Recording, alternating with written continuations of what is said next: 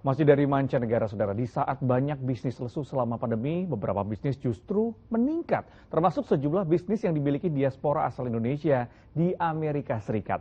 Bagaimana trik para diaspora ini bertahan selama pandemi? Berikut laporan tim Voice of America dalam Susah Nggak Ya?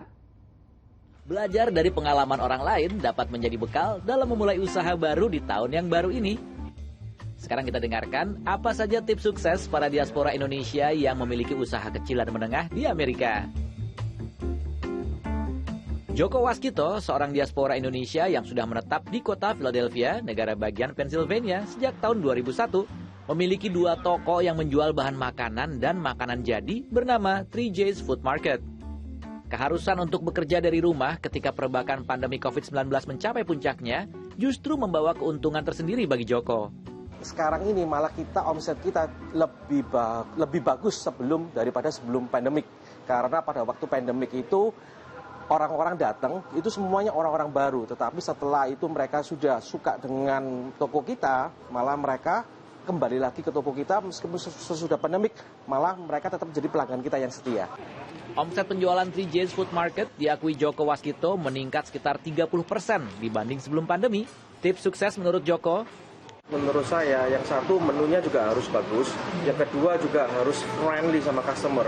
Apapun saya berusaha tekankan sama semua employee saya, mereka apalagi yang di kasir, untuk remember all the names of the customer. Dari Philadelphia kita menuju Atlanta, negara bagian Georgia. Di sini kita bertemu dengan Linda Losa dan Irwan Saptadi, pemilik usaha bernama Victory Furniture and Mattress. Ketika pandemi COVID-19 melanda Amerika Serikat, bisnis mereka malah mengalami peningkatan hingga pindah ke lokasi yang luasnya 2 kali lebih besar dari sebelumnya.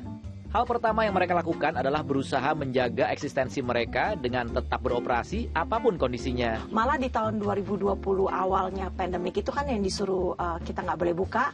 Kita memang nggak buka sign, tapi kita tetap buka di dalam gitu loh. Jadi kita tetap terima customer by order, by phone.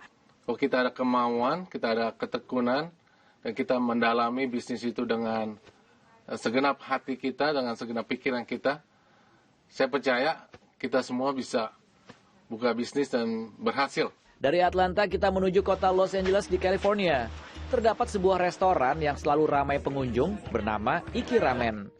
Bahkan restoran ini masuk ke dalam majalah kuliner ternama Food and Wine yang menyebut Iki Ramen sebagai salah satu yang membawa pembaharuan dalam dunia ramen di Los Angeles.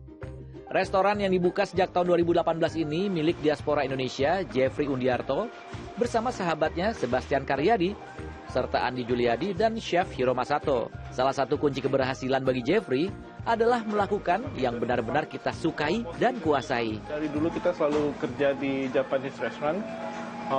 Experience-nya kita emang benar-benar di Japanese restaurant. Selain itu, kunci sukses lainnya bagi Jeffrey, don't give up. Kerja keras. Berpikir terus. Dari Washington DC, Irfan Ihsan dan tim Susah Nggak Ya, VOA.